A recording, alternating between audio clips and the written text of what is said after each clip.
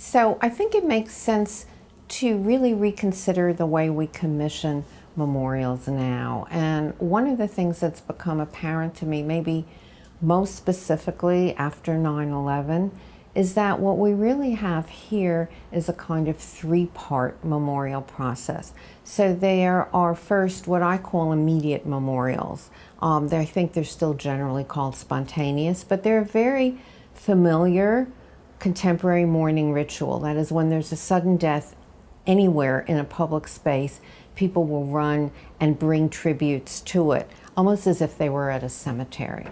And so those are very, very important, because I think in any tragedy, there's a kind of personal need that we want to do something, right? So after 9/11, I taught my first course in memorials. That's what I needed to do.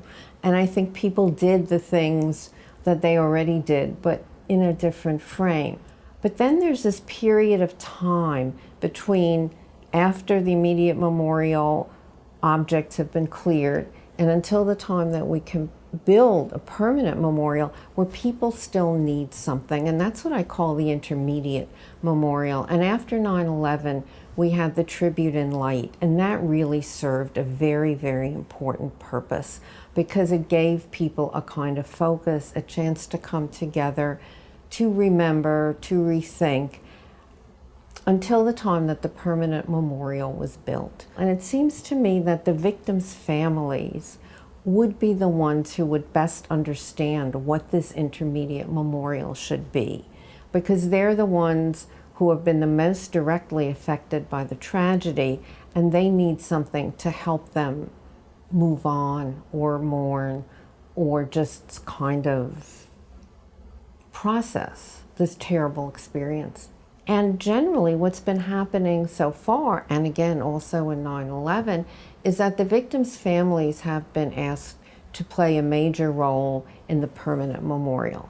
And I think that's something that's probably better left to professionals with input from the victims' families. But I think we can all relate to, after there's been a death, even if it hasn't been sudden, we're in no shape to think long term. It becomes enough just to get through each day, sometimes each hour.